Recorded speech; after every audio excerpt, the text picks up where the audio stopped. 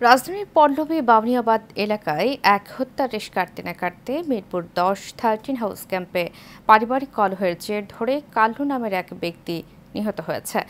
ঘটনায় জড়িত থাকার অভিযোগে এলাকার চিহ্নিত মাদক ব্যবসায়ী সাকিব সহ 3 জনকে আটক করা হয়েছে। পরিবারের দাবি, সাকিবকে নিয়ে কাল্লুকে তার শ্বশুরবাড়ির লোকজন হত্যা করিয়েছে। পল্লবী থানা পুলিশ বলছে, অপরাধী যেই হোক তাকে আইনের আওতায় আনা হবে। মোহাম্মদ লাবু খানের ক্যামেরায় স্থানীয় প্রতিনিধি আসাদুজ্জামানকে সাথে নিয়ে রিপোর্ট করছেন মন্টুল এনাম। পারিবারিক কলহের জের ধরে শনিবার রাতে মিরপুর বেনারসি পল্লীর বিহারি ক্যাম্পে খুন হন কাল্লু। অভিযোগ উঠেছে, সাকিব ও সজীব বালা নামের 2 ব্যক্তিকে দিয়ে শাশুড়ি জ্যোৎস্না আক্তার কাল্লুকে হত্যা করায়। এলাকাবাসী পল্লবী থানায় খবর দিলে পুলিশ জ্যোৎস্না সহ 3 জনকে ঘটনাস্থল থেকে গ্রেপ্তার করে। নিহত কাল্লুর পরিবার জানায়, পারিবারিক দ্বন্দ্ব থেকেই পরিকল্পিতভাবে এই হত্যাকাণ্ডের ঘটনা হয়েছে। কালকে কাজ হয়েছে, তো কালকে মানুষেরা সমাধান করে দিয়েছে। আজকে আবার কাজ হয়েছে। আজকে কাজ হওয়ার পরে এরা 7 জুন গেছে। 7 জুন ওই পাইন ট্যাঙ্কির সামনে মারবার লেগে ওনকার পোলাপন সব আমার দূরায় কইতেছে, তোমার পোলারে লোকে মারাপিটি হইবে। ওর মা কইছে শাশুড়ি কি আমি মারবাইয়া দিব, মারবাইয়া দিছে।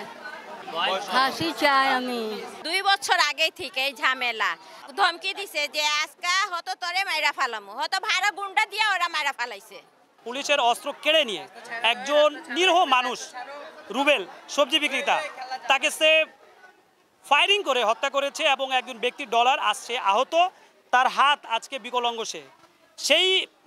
সেই হত্যাকাণ্ডে যদি বিচার হতো তাহলে এই প্রকৃতি যে আসামি, সে কিন্তু আজকে একটা মার্ডার করতে পারতো না।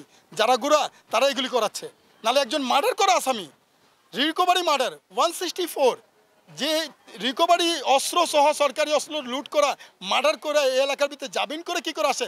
আমাদের কি দেশে বিধান নাই? আমার দেশে কি আইন নাই? আমরা কি মানুষ না? আমাদের কি অধিকার নাই বাঁচার?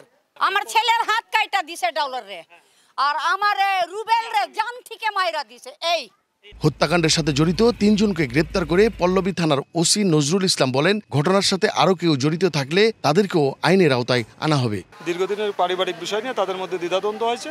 পারিবারিক বিষয়কে কেন্দ্র করে আজকে হত্যাকাণ্ডটা সংঘটিত হয়েছে। যে স্টেপ করেছে সে 1 নম্বর আসামি, সে আমাদের হেফাজতে আছে, তাকে আমরা গ্রেপ্তার করতে সক্ষম হয়েছি।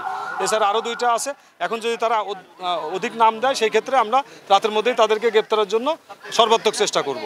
মিরপুর এলাকায় এই নিয়ে 24 ঘন্টায় 4টি হত্যাকাণ্ডের ঘটনা ঘটেছে। এতে মিরপুরবাসী মনে করছেন আইন শৃঙ্খলা পরিস্থিতির চরম অবনতি হয়েছে। মন্ডলের নাম, এশিয়ান টেলিভিশন, ঢাকা।